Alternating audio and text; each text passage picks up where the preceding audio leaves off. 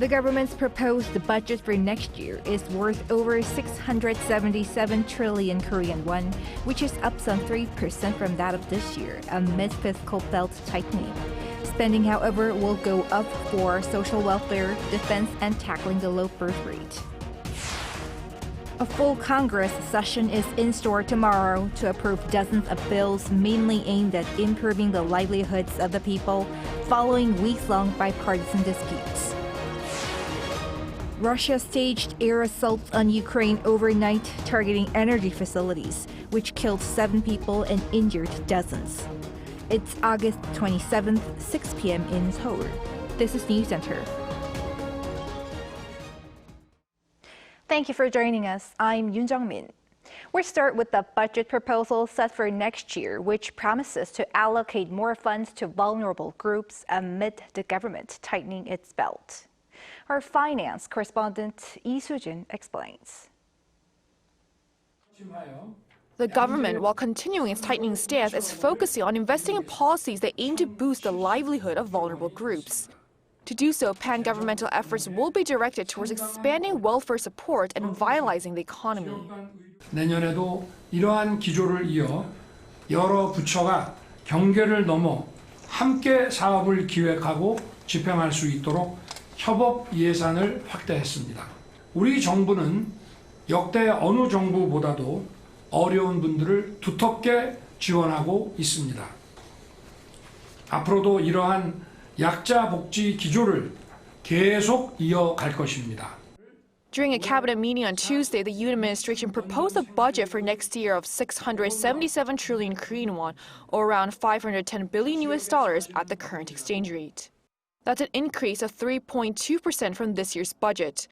While it's larger than the increase of 2.8% of the 2024 budget, the government is continuing to tighten its belt as it remains in the process of strengthening fiscal soundness.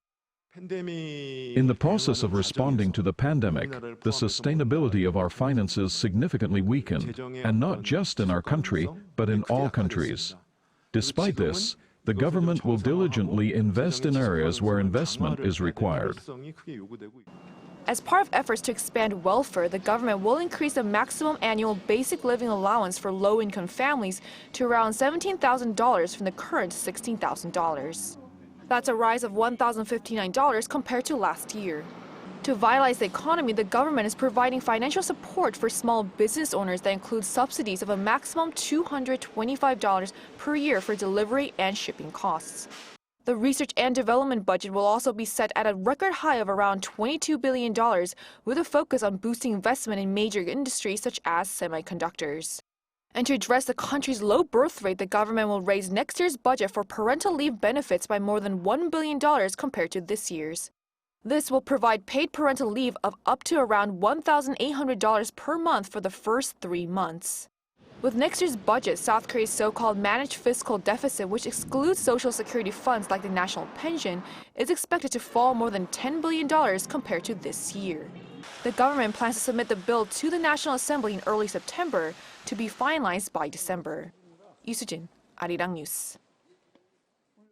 In the meantime, the country's budget for the defense sector is set to surpass 60 trillion won for the first time. This comes amid growing threats from North Korea. Our defense correspondent Choi Min-jung reports. South Korea's defense budget for next year will likely be around 61.6 trillion won, equal to $46.3 billion. This is a 3.6% increase from this year. If the Defense Ministry's proposal is passed by the National Assembly next week, defense spending will exceed 60 trillion won for the very first time. In 2025, the ministry plans to spend $13.5 billion to boost defense capabilities, including weapons acquisitions. This is up by 2.4% on year. It will also spend $32.7 billion on operating costs for military forces, up 4.2% compared to this year. Funds are set aside to strengthen response capabilities against evolving North Korean threats. The ministry plans to spend $4.6 billion to bolster the three-axis deterrent system. This includes $2.5 billion on kill chain preemptive strike platform assets, $1.2 billion for Korea air and missile defense projects, and $500 million for Korea massive punishment and retaliation projects. The proposal also includes over $6 billion to continue developing South Korea's KF-21 fighter jet, set to be completed in 2026. Monthly wages for enlisted troops will also increase next year. The rate of increase in the defense sector overall exceeds the proposed total government spending for 2 years in a row, stressing the importance of the defense sector given the grave security situation at home and abroad. Meanwhile, the Unification Ministry saw an overall decrease in budget of 3.7% for next year. Despite the decline, however, South Korea will seek to increase settlement funding for North Korean defectors in 2025.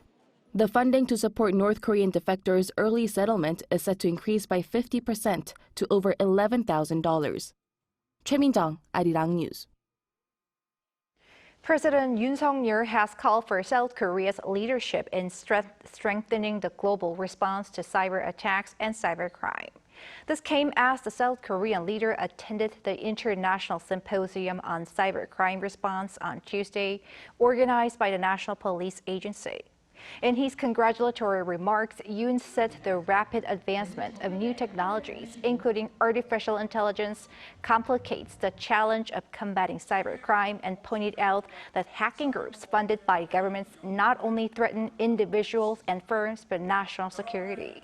In response to growing cybersecurity threats, Yoon expressed Seoul's commitment to becoming a leading player in digital solidarity, stressing that effective responses to crimes occurring in the digital space require collective efforts from the global community. The National Assembly is holding a plenary session tomorrow where it has agreed to pass a set of so-called livelihood bills following weeks-long bipartisan disputes. Lawmakers are also working on contending ones such as the Nursing Act.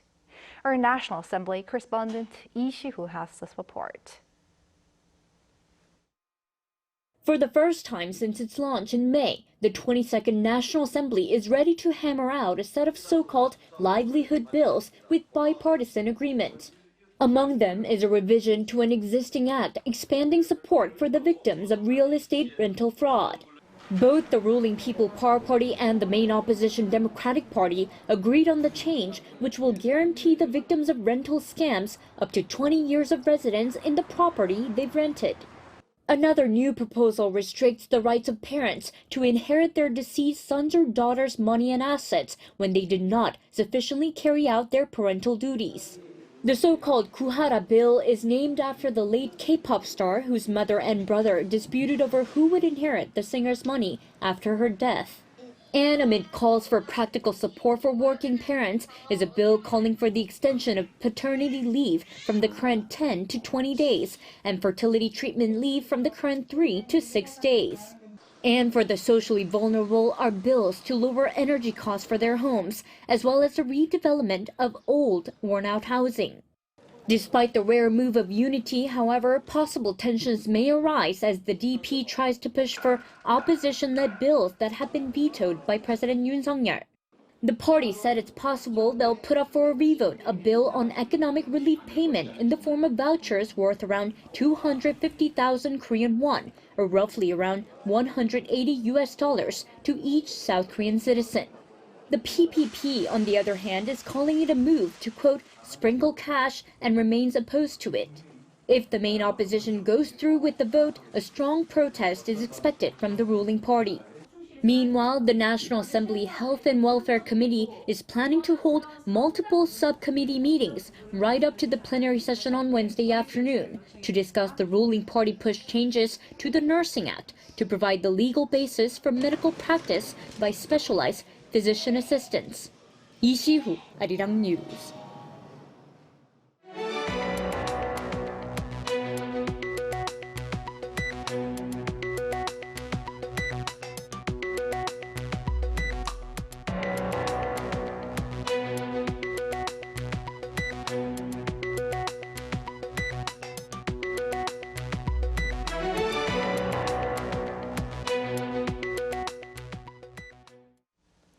Wall Street closed trade on Monday mixed, with the Dow Jones soaring to a new high and the Nasdaq losing much ground. Lee Seung-jae has the numbers. After falling more than 1,000 points in a single day on August 5th, the Dow Jones Industrial Average recovered to reach a fresh record high at the end of Monday's trading session. The Dow Jones rose 65.44 points, or 0.16% from the previous trading session, to close at a new record high of 41,240.52. The index recorded its previous high back on July 17th. The positive momentum on Wall Street comes on the back of expectations of a rate cut by the U.S. Federal Reserve next month, with some economists even predicting a 50 basis point cut. However, the tech-heavy Nasdaq fell nearly 1% on Monday due to profit-taking in semiconductor stocks. The index fell more than 150 points on the day, with Nvidia falling 2.25%. With the AI giant's Q2 earnings being announced next week, investors are selling to profit from gains, following a rebound of nearly 30% from its recent low on August 5th. Meanwhile, global oil prices soared on Monday amid geopolitical risks in the Middle East, including the recent clash between Israel and the Lebanese militant group Hezbollah. Brent crude futures for October delivery on the Intercontinental Exchange closed above $81 a barrel, up more than 3% from the previous trading session. On the New York Mercantile Exchange, the West Texas Intermediate futures for October delivery closed above $77, up 3.5% from the previous session's close. The surge in global oil prices also come as oil fields in eastern Libya will be closed, with production and exports halted. Authorities cited unspecified protests and pressures for the pause, as the eastern oil fields account for nearly all of the country's oil productions. Lee Seung-jae, Arirang News. Hyundai Motor has been pushing to start EV production at its plant in the U.S. state of Georgia within this year. But this may be looking at a potential hurdle, as the U.S. authorities are reportedly going to reassess the plant's environmental impact on the region's water supply. Yoon explains. The Associated Press reported on Monday that a U.S. federal agency will be reassessing its environmental permit for South Korean firm Hyundai Motor's electric vehicle plant in Georgia. This comes after a conservation group, the Army Corps of Engineers, claimed that the plant's potential impact on the local water supply was not properly examined by regulators. The conservationists stated in a letter on Friday that the project's permit application in 2022 never mentioned the amount of water Hyundai would be pulling, up to 25 million liters per day, from a local underground aquifer, which is a major source of drinking water in the area. The letter said that the project would have negligible impacts on municipal and private water supplies. Hyundai Motor's $7.6 billion plant, designated to produce electric vehicles and the batteries that power them, has been pushing to start production at the plant located in Bryan County, west of Savannah, before the end of the year. And it was earlier in 2024 that further details of the plant's needs came out, as the Georgia Environmental Protection Division considered a proposal for 4 new wells to supply water to the auto factory. While it is not known how long the additional review might take, the Army Corps has stated that the permit is currently still valid, and they have not asked for work on the Hyundai Motor factory to stop, reiterating that their intention is not to delay or disrupt any construction at the plant site. Hyundai Motor Group Metaplant America said in a statement Monday that it will assist as needed to ensure that Army Corps gets the information it needs. And one of the local agencies that worked with state officials to bring Hyundai to Georgia said the information requested is expected to be submitted within 10 days, reaffirming that the reevaluation shouldn't cause any holdup to the project. Yoon, Arirang News. Also in North America, starting October, electric vehicles shipped to Canada from China, including those of Tesla, will face a 100% tariff. Our Livelihood covers this latest decision. Canada has announced that it will be applying a tariff on imports of Chinese-made electric vehicles over what it says is an unfair advantage for China in the global market. The announcement came on Monday following a meeting between U.S. National Security Advisor Jake Sullivan and Canadian Prime Minister Justin Trudeau the day before. We're listening to automakers, we're listening to workers. Shortly, we will be introducing a 100% tariff on Chinese-made electric vehicles and a 25% tariff on Chinese steel and aluminum. These new tariffs match the levies imposed by the Biden administration and come amid mounting trade tensions between China and countries in the Western Hemisphere. Canada's switch-up in automotive policy to protect domestic car production starts on October 1st, and duties will apply to all EVs imported from China. This includes those made by Tesla, and the announcement resulting in shares dropping by 3%. China is Canada's second-largest trading partner, and auto shipments from China surged nearly fivefold year-on-year in 2023 as a result of Tesla's EVs. In a similar case with the European Union, the EU lowered its tariff rate for Tesla in comparison to its rates for other Chinese EV imports. Other than Tesla, leading Chinese EV maker BYD has been trying to enter the Canadian market, establishing a Canadian corporate entity and filing a notice saying that it plans to sell passenger cars in Canada as early as next year. BYD currently sells electric buses in Canada and the US and sells EVs and hybrid cars in Mexico and other Latin American countries. Due to concerns that Chinese automakers could bypass trade restrictions by entering the American market through Mexico, the US is considering ways to block this from happening. The new Chinese EV tariff in the United States, which raises the rate from 25% to 100%, is due to go live from the end of August, while the European Union is set to impose additional tariffs starting in November. 문혜련, Arirang News. Russia staged air assaults on Ukraine overnight, targeting energy facilities, which killed at least 7 people and injured dozens. An Song-jin has the latest. Russia launched drones and missiles across Ukraine on Monday in what may be its biggest air attack so far. Ukraine's air forces say more than 200 Russian drones and missiles were used in the attack. That will be more than 150 used in Russia's previous largest air attacks last December. The State Emergency Service of Ukraine have stated that at least 7 people were killed in Monday's missile and drone attacks, and more than 40 were injured. Each such strike reminds us again and again of the need for long-range capabilities, the necessity to provide our defense forces with sufficient long-range weapons, capable of destroying terrorists precisely where they launch their attacks from. Ukrainian Prime Minister Denis Shmyhal stated that Russia targeted around 15 energy facilities overnight, leading to an emergency blackout. The mayor of Kyiv said all electricity and water supplies were cut off due to these power outages. Air raid alerts were issued across the country. I would like to see a response to Moscow so that they will feel what we feel. I want to provide us more and allow us to use long-range missiles inside Russia so that they will feel the horror we feel. Russian authorities stated that they targeted Ukrainian gas and power supplies, arguing that this infrastructure is used to support Ukrainian missile and drone production. The Ukraine Air Force claimed that it shot down 102 of the 127 missiles and 99 out of the 109 drones. Ukraine has further asked for help from the West. This is the optimal counterterrorism tactic that every one of our partners, from whom we expect decisions and long-range capabilities, would have the right to employ and would certainly use for their own defense.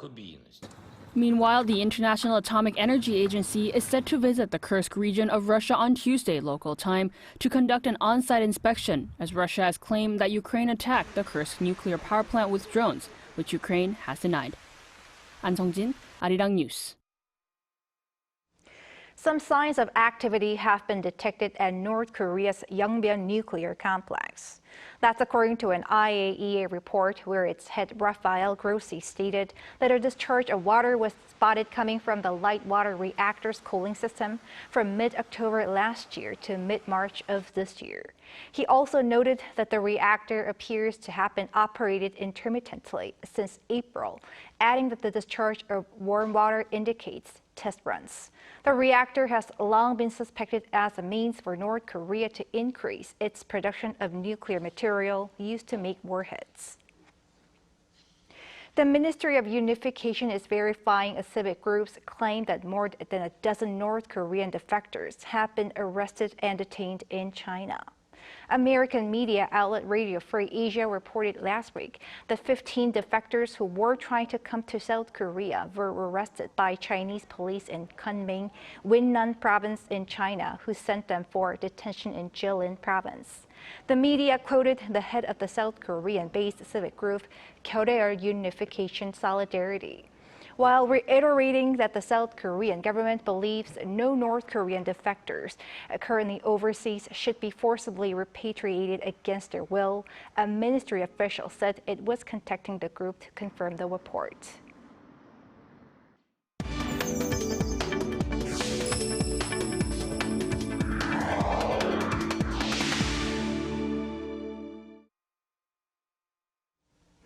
Azerbaijan is a country that has been extending its influence beyond Central Asia with its geographic location and energy resources. Our foreign affairs correspondent Bae Yoon-ji spoke with the Azerbaijan president's representative for special assignments on potential opportunities for cooperation with South Korea. Azerbaijan, which has had diplomatic relations with South Korea for over 30 years, plays a crucial role in connecting Asia and Europe. This is because the so-called Middle Corridor, a trade route that cuts through Central Asia, passes through Azerbaijan. This path has been gaining more importance after the northern route, one of the most popular global shipping routes that passes through Russia, has become increasingly unreliable.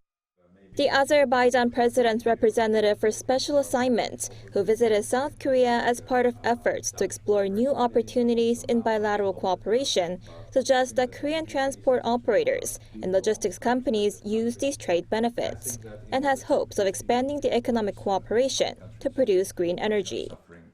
I think that we can diversify the portfolio of our energy cooperation by adding their renewables, because Azerbaijan has an enormous potential in renewable sources of energy like wind and solar and hydropower. At the same time, he also urged South Korea to support Azerbaijan's peace process, as the country has long been in conflict with Armenia over an area that is internationally recognized as part of Azerbaijan, but has been controlled by ethnic Armenians for decades.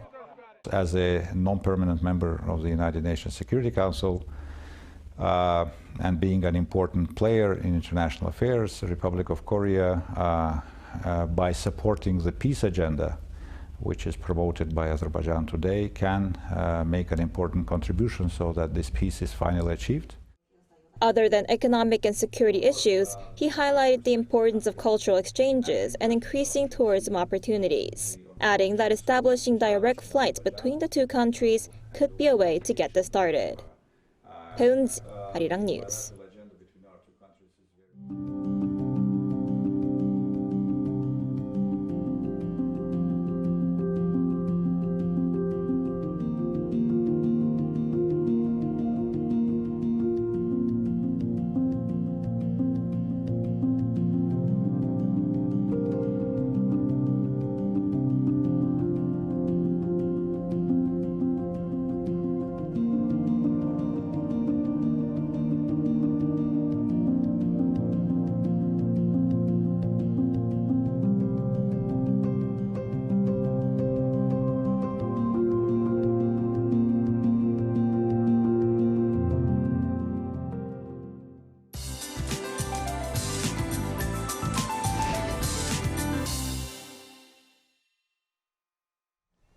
The severe heat has been dampened, but the hot weather continued today.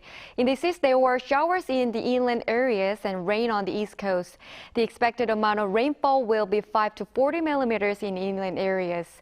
In addition, up to 80 millimeters is expected on the east coast by the day after tomorrow due to the 10th typhoon of the season, Typhoon Sansan, heading north to Japan.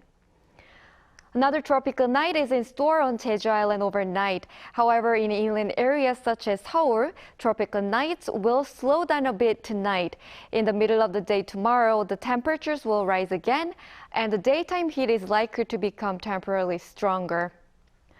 Tomorrow, Seoul, Chuncheon, Daegu, and Gyeongju will start off at 24 degrees. Highs will move up to 31 to 33 degrees all over the country. In the second half of the week after the typhoon, the cold air will come down and the heat will ease for a while. That's all for Korea. Here are the weather conditions around the world.